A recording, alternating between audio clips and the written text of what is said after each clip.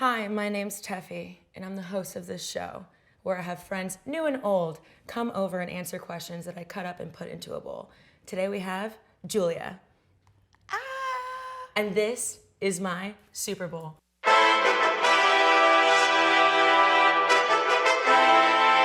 The name of the game is, here's this shrimp bowl that I'm obsessed with. Okay. And we have our mocktails by one of my best friends, Ricky, and we have there's a bunch of stuff in it. This is gorgeous. It's beautiful. I almost don't want to touch it. But while we sip on these mocktailinis.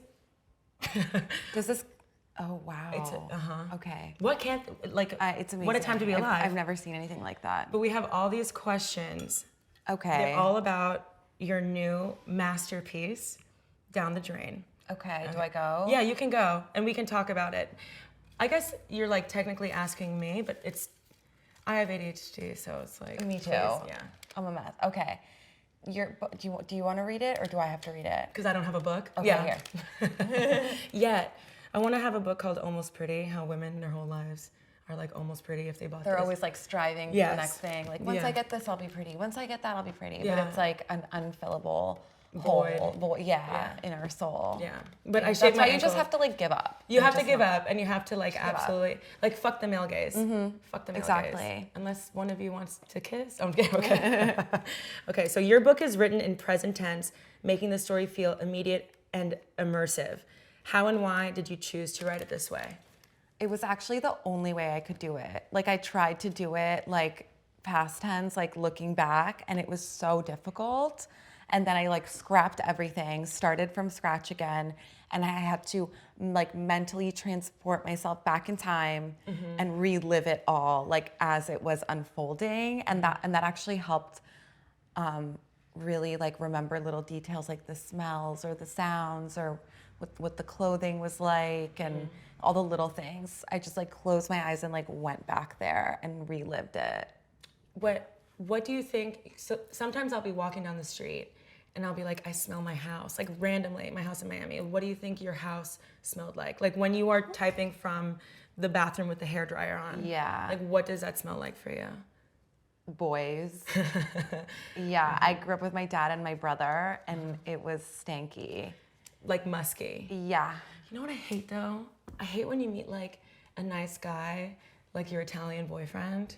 Oh, Julia, I read that fucking book. Wait, which Italian boyfriend? Your first boyfriend, so you could be like other Italian girls. He was a really nice guy. He was really nice, but yeah, but that I didn't like him. You didn't like, but you know what? Like now that I'm 33, I realize the first indicator of that is if I don't like their scent. If their scent is like putrid to me. I was literally just talking about this. Like you could even smell bad, but I'll like it. Oh yeah. Or you could smell like okay, and I'll just be repulsed. Like when you're. I think it's like a pheromone thing. It is a pheromone It's thing. chemicals. It's science. Is it pheromone or pheromone? I think it's pheromone. Damn it! I've been saying. it pheromone? I've been saying so many words wrong my whole life. What the fuck is a pheromone? It's just my little remix. I've been saying dental hygienist, and I called my mom, and I was like, Mom, did you know that it's not dental hygienist? And she goes, then what is it? I'm like, it's your fault. It's your fault. Or I went on a date, and I was like, oh, I'd love this pint of beer, and he didn't even say anything.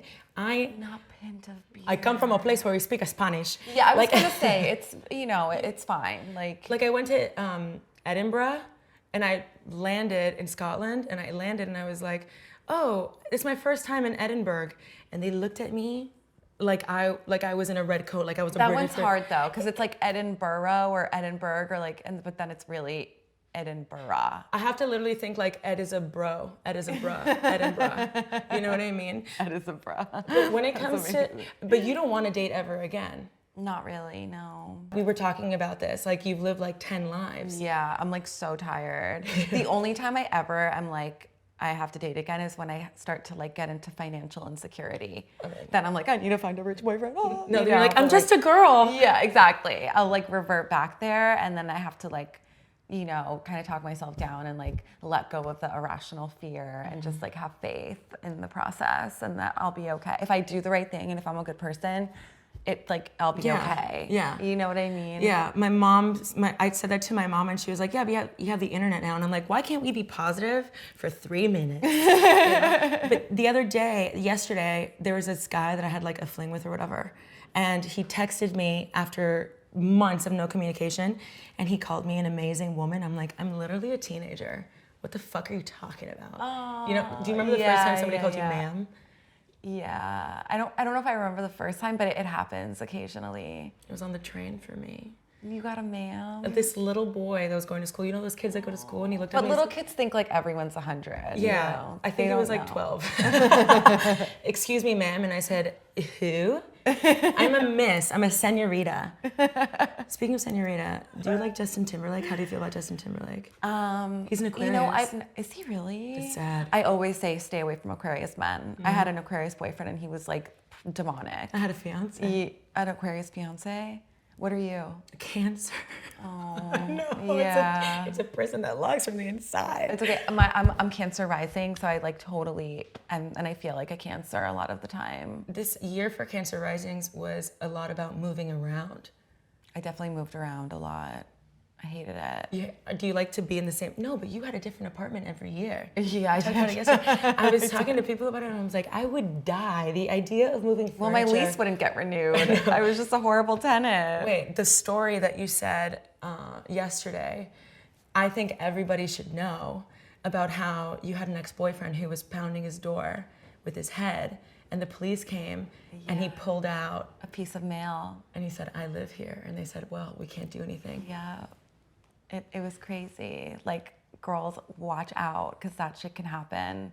Phone bill, it could be anything, hospital bill, and they can legally stay in your house. They cannot legally remove him. Mm-hmm.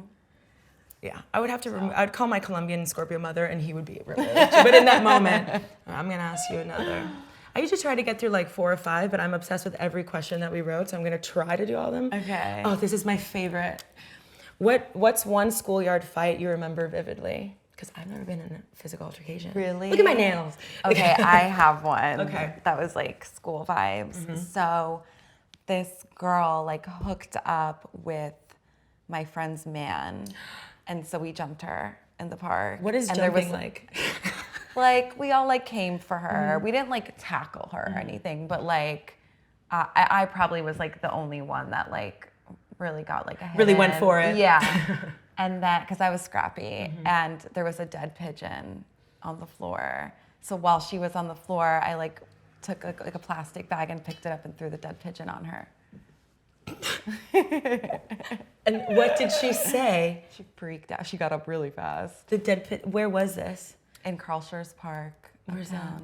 It's like I think 81st Street, and like by the river. I was just trying to think of like which pigeon, because like a Bushwick pigeon versus like a Cobble Hill. It was a Manhattan. It was a Manhattan pigeon. It was a Manhattan pigeon. The best of all. And it was so nasty. I don't know what came up. Like I would never do that today, but like, you know, when you're young and you're like a city, you have to learn how to fight and how to like stand up for yourself, because otherwise people will just run right over you. Well, in Miami, like people obviously got in fights all the time around me, you know, like as kids do.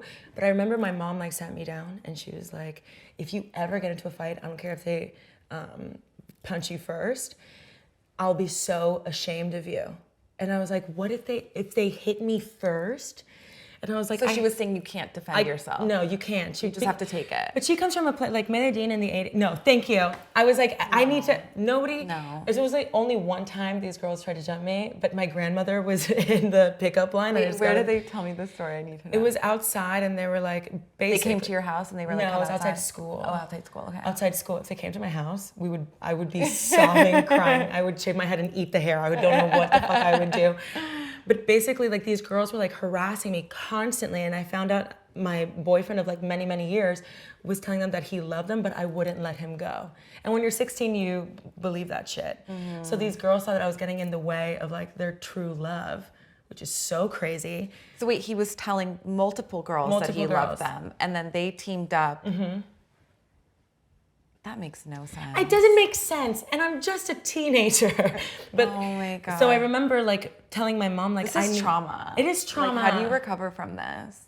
Oh, mushrooms. But now I think like I wouldn't say I'm aggressive, but I'm very confrontational. Mm-hmm, and I always tell people it's like all the things that I always wanted to say, because her mindset was like she was trying to raise like like a Julie Andrews, like Betty Draper. Yeah. And I'm like, I'm obviously an ex-Tina stripped. Like, look at me. You know what I mean? Like, please. So, but I was reading Did she freak out when you got tattoos? Oh, she said, I remember my first tattoo was like this 22 behind my ear because I was born on July 22nd. And this like, Wow, deep. dude, yeah, this like dude told me that like 22 is like the master number of the universe. Oh yeah, I've heard that. Like it's 1 to 9, 11, and 22. And like 11, Right. 22 are like these master numbers. I was born February 2nd, too. I got this tattoo and I remember I had it for years, like hiding it. And one day I was washing my face because the Neutrogena commercial told me how to do it. So obviously my hair is up or whatever. And she like touched it. And she was like... She was like scrubbing it. She thought it was like she dirt. let me know that she saw it. Like she touched it and I went, oh my God.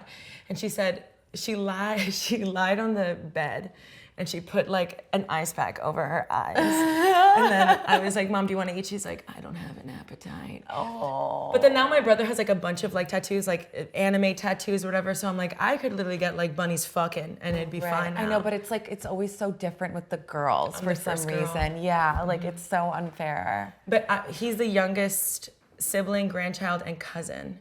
So he could hit me with a car. Right, and get away with it. Yeah, absolutely. Typical. Yeah, I'm gonna ask you another. Okay. Are you having a good time? I am. Should we take a sip? Yes. I'm so excited to try this. Me Cheers. too. Ricky's done it again. That is delicious. Ricky's done it again. You could tell me that there's alcohol in this and I'd believe you. What is your advice for dealing with shame? I think just like look at it, just think big picture, you know, like whatever it is you're ashamed of, there are people that have it so much worse. And like, also just don't take life so seriously, you know, like we're all just like specks in the universe and it doesn't matter. We're the girl that does Jenna, what's her name on Girls? What's her name? Jessa. Jemima Kirk. I love her. She does these story things on Instagram. She's unhinged. I'm obsessed with her. Oh, she's unhinged. You should see the text she sends me. They're fucking iconic. It's like poetry, but it's like a poetry rant song. But is it too real to be poetry? But it's so real. It's to the point where I'm like, I don't even know how to reply to this. So I'm gonna let it sit. Yeah, I just can't deal. Did you see that story post that she made where someone's like, do you have any advice for insecure girls? And she goes, I think you're thinking a little too much about yourself. Yeah, it's true. It's so true. It's so true. And also everyone's like so caught up thinking about their own shit. Like even if you have an embarrassing moment or whatever, like it'll pass, you know? Like don't let that shit define you. I always tell like the younger people who follow me when they're like, I'm so embarrassed. I'm like, I'm not gonna tell you the details, but I promise you, I've done so much worse. My friend who goes to AA like once a week, he told me that he was full of shame, and then like you go to these meetings and people have done the most, like they've put drugs and alcohol over their families. They've, with gambling especially, like people have lost their houses or not been able to pay for their kids' school. Like there's so many things. Yeah. And my friend was like, and I felt bad that I fucked a guy. I'm like, yeah. Should you have done it on the sidewalk? Who am I to tell you what to do? Should you have done it for $20? Oh. Maybe 30. Maybe 30. 30's okay. 30's better. I always say that there's like no street on Manhattan that I haven't popped a squat in. Same.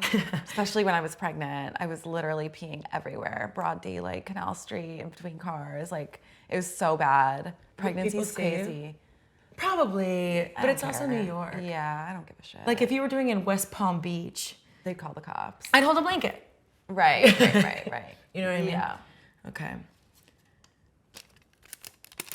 What placements do you look at zodiac-wise for compatibility? I'm not really good at like deciphering the whole thing. Spectrum. It's a lot. Yeah, the whole chart. Like I'm just not like, I don't have that knowledge, unfortunately, and it's a lot. But I signs that I tend to go for a lot are Scorpios. Like Scorpios really like me and I really like them. And I like Capricorns too. Okay. So Scorpio, Capricorn. Those are all because of your Cancer rising. I think so. Crazy. Yeah, I think so. Because I never go for like Libra men or Gemini men, which are supposed to be what I'm compatible with. Yeah. But So I think if I didn't have the trauma, I'd probably go for who I'm compatible with, but I like a challenge. love has to hurt a little bit. It has to. It has to be like earth shattering or I don't want to do it. Those men are very tortured. Yeah. Somebody told me that if you look at your like Jupiter, and where it is like placement wise, that's your husband. And Venus is your wife. I'm Capricorn. It's a businessman. Yeah. It's a business, and like your house and that exact placement, like is where you'll meet them. So somebody told me that I would meet mine in like on set or something. So every time I come on set, I'm like, or like he's in this industry and like it's something to do with like filming, movie, something like that, which already sounds horrible. Yeah, no, babe, stay away. Yeah. Also, isn't that like sexual harassment in the workplace? It would be from me. I'd be desperate. It would be from me. I would be reported immediately. I just had to do like a crazy hour-long like brief on all that stuff, like harassment in the workplace, how you can't do pet names, honey, sweetie. You can't be like, oh, you look really nice today. What? Yeah, because if they can, 9 out of 10 times they won't mind. But you can catch that one person who will be like, you made me feel uncomfortable. I'm gonna sue you. And I'd be like, but you are my baby girl. My mom has to take that thing all the time, and she tells me that every year it's crazier and crazier. And I watch Mad Men, and they used to be able to like smack bitches on the ass. Yes. And would I have hated it? I don't know. Depends where I am in my life. Depends on the paycheck. You know, I want to say though, I've never been sexually harassed. Well, outside in the world, yes, of course, but like in the workplace, never. Same. Right? Yeah. I think people might be scared of me a little bit. Well, you're definitely like, you don't have like victim written on you. Like you're not. I'm just a teenager. Yeah, exactly. I think one of my friends told me that like she was wearing these jeans, with like what's it called, distressed jeans, and her boss put his finger in one while he was like talking to her and started rubbing it. No. I would have taken his arm and cut it off. Oh my God. Don't fucking touch me. And then did she stay working there? For 2 more years. Like, oh boy. Work is hard to come by. No. Work is. I feel like I've worked like every single job in New York. Like what? I've been like a personal stylist, a producer, an art, like a, what's it called? Like an art stylist. Horrible. I'm like, is the smudge really like that big? Curator. Yeah. Or like for sets when they have like the art design. I've done like food design. I was a personal trainer. I was a class instructor, and I would look at people. I'm like, how about we squat? I didn't know what the fuck I was doing. Right. I would like go, like somebody needed something like lighting. I was like on YouTube all night, but anything for it. I remember my rent would be $800 off Myrtle Wyckoff, and I would get paid $105 a month. I mean, $805 a month. So I was like, the rent is paid, but the rest of it, I have to like figure it out. Yeah. Or like I remember someone was like, I asked for a raise, and he asked me, "Are you not good at saving money?" And I was like, "You pay me $25,000 a month." Oh, I saw this video that you made. Yeah, I saw it. Yeah, that infuriates me. What a fucking dick. And he was laughing. I hope he watches this. You're a dick. I blocked him on all mediums. Oh, he's probably still watching though. Probably. For sure. Someone's gonna send it. Do you think you have like a lot of stalkers, like online stalkers, like people who? Because I think about that all the time too. I definitely do, because my like accounts are always getting like flagged for things, and yeah, I get reported like a lot. But this is historical. Like this is like my 10th Instagram. Stop. Yeah, and I still get flagged. I just got flagged yesterday. No. Yeah. I will email Instagram myself. I will. I'm already on it. I have like now I've amassed like so many Instagram contacts just from having to deal with it, and then it makes me like not even really want to post or do social media because I'm like, this is annoying. It is. I am a little. I have to like take breaks from social media, because if not, it's like, what the fuck am I doing? Like presenting myself in this like. But it works for you. It does work for me, and I really do. It does work for me. But I think when it comes to expression, if you want, it's people who just are looking for like validation, it's very short-lived, and like the comments where they get to them, or like somebody who like only wants to be a content creator. I have things that I want to do, so for me they're kind of just like roadways. Like I have to just take a different route, you know what I mean? But you're so expressive on Instagram? Can be. You can be. It can be, yeah. I don't like. It depends on like what phase. Like I go through phases a lot. Yeah, like sometimes I'll post like 10 times a day, and then sometimes I won't post for like 6 months. You know, I just like go into weird phases, and also I'm like always listening and looking for signs or cues from the universe, and I'm like, you know, sometimes the universe is telling you to just shut up and listen. Yeah. And I feel like that's really important to know when to do that, because you know. I did a media training yesterday. I have a media training. We love Tracy Pepper. We have a media training lady because my team like listens to my podcast and they're like, when are you gonna land that plane? I'm like, I have no fucking idea. So she told me that there's a difference between reacting and responding, and that fucked me up. Oh, wow. So reacting would be like your immediate impulse, and then responding is like taking the time to like absorb it and then come up with something. I know, but I think you being so reactive is so great. I think so too. No, it's part of like what makes that, like that's part of your superpower. But you're a good listener. Like there's confidence in pauses, and you can do that. Yeah. Dead air to me feels like you're shitting a knife. Yeah. I have, hold on, let's see. What does genius mean to you? I'm like, you know when you make your own playlist and the songs come on, I'm like, oh, this is such a good one. That's how this feels. Okay. To me, genius is someone who can see the bigger picture, can think outside the box, questions everything. Like, why is this like that though? Like, why have we accepted this as, you know what I mean? Is constantly thinking of innovative ways to maybe do things.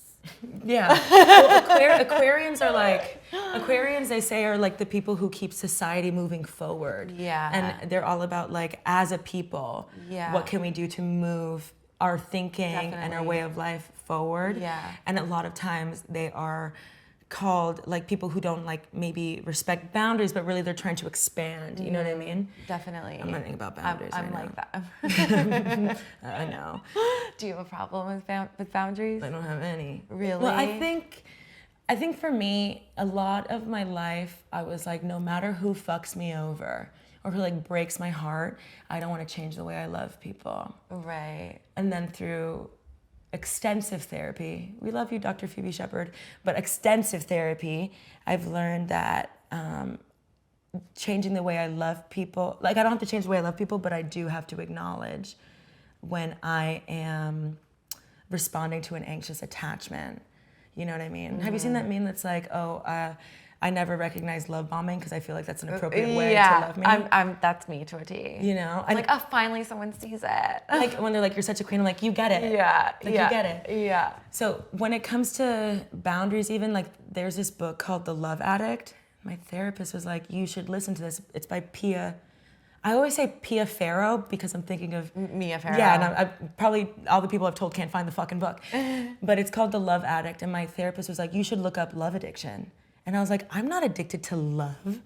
I would have it, you know what I mean? Like, and it's all about. Do you like cycle through boyfriends a lot or crushes? I always go through like I've only had like 2 real boyfriends, but they're very long, you know, flings, shattering years. But I think in the book, she talks about the anxious attachment and the avoidant attachment from 2 perspectives, the person who doesn't have a mother and the person who doesn't have a father.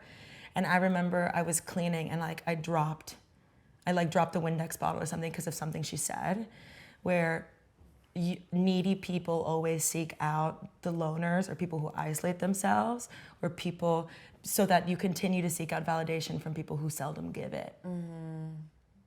And I always said I wanted to be with somebody who like, this idea, you know, of like somebody who's like so special, and who like we vibe together and all that. You know what I mean? Totally. I guess what I'm trying to say is I find people where we have our worst qualities in common versus the person that I'd like to be. And I mean, and that really takes like a lot of work. It's so hard. That's why I like don't want to date. It's really because I just have not worked through my shit, so I know and by now I know my patterns, and it's like I just I learned the hard way, and it's like until I really unpack all of that, I cannot get into the same cycle again and again and again, because I'm always attracted to like I remember my ex-boyfriend Shane in the book when because Shane in the book is actually 3 different boyfriends, but it was like all so similar that it was like I can't. They're one. They're all represented one thing. But one of the Shanes, I started to like him because we were like going to a party together. My friend, we were in the Uber XL, and then Shane gets in, and I'm like, I go and I'm like, hi, I'm Julia, and he like looks at my hand. He goes like this. No, he does. So you're me. He goes. Like doesn't shake my hand, like literally looks at me like I'm the scum of the earth. And I was like, oh my God, I love him.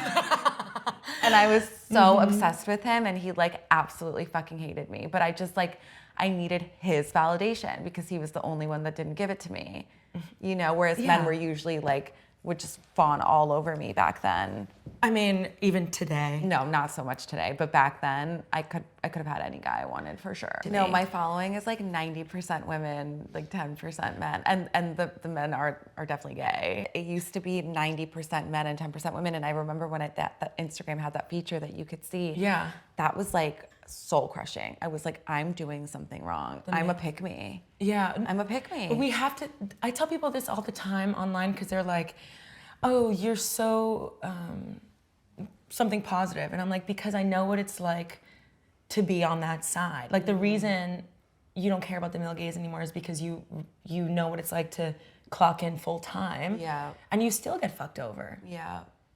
Men are the true virus. I say this over and over again. Oh, I know. I really want to start like a community of just women, like a compound. Like I think we should buy some land. Alpacas. Right? I feel like it would just be so like amazing to create that safe space for women. And it's like if men were being killed at the rate that women are, there would be those communities for them. Do you know what I mean? So let's get it going. No, I'm kidding. So messed up. No, it's true. It's true. What's the first thing women say when they're asked, what would you do if there was no men? They say, go running at night. Yeah. It kills me. No. Do you want to search for a question to answer on your very own POV? Do you want to read it? Or Yeah, I'll read it. How do you get over imposter syndrome? Yeah, because we were talking about your middle school graduation, how you thought no one would cheer for you, and then there were like screams. Yeah. So obviously, like in my mind, it's always like that for me. Like I still deal with, like even when I was putting the book out, I was like, no one's gonna read this, and the people that do are gonna hate it, and I'm gonna get horrible reviews, and like, I don't know, but now it's weird because now it's like part of my creative process. I'm like, I can acknowledge that I have to hate it in order for it to be good. So now when I don't hate it, I get like nervous. I'm like, no, it's shit, remember? Like, like when you were gonna call the book a masterpiece. Yeah. And you're like, I can't. Set myself up for that. What's your go-to karaoke song? I really like oldies. Like I'm not like doing like NSYNC or I know some people like that, but I love like Erase and Rewind by the Cardigans or like Just a Girl, No Doubt. Chris Isaac, even some Sheryl Crow. Like I really get into like the oldie, like Alanis Morissette. Like I'm trying to like sing. Yeah. You know what I mean? Yeah. We'll do one more. Okay, one more. Let's do this orange one. Okay. Oh. Imagine I'm an alien. Describe female friendships to me. Female friendship is like finding your real soulmate and feeling like you can show every part of yourself to this person and they won't judge you and they'll love you unconditionally, and there's no ego, there's no like weird insecurity thing happening, which happens a lot in like hetero relationships. It feels like we're supposed to be teammates, but we're like playing against each other. And that's what I found in my romantic relationships. Whereas like with friendship, it really feels like we are on the same team. And I feel like it's just the best ever. And it's like a warm, fuzzy, happy place. I'm happy we're friends. Yeah. I love you. So what would you recommend to anybody watching who's struggling with substance abuse? Any organizations, communities, anything? I mean, there are a lot of inpatient and outpatient rehabs and organizations that work with addiction, but really the best one that I've found is just NA or AA.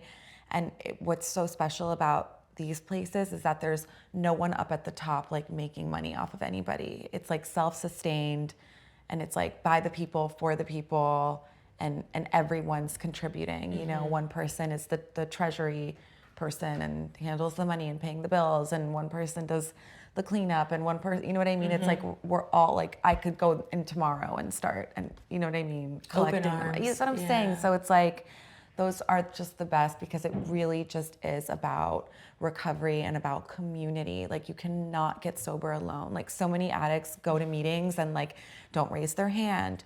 They'll sit in the back.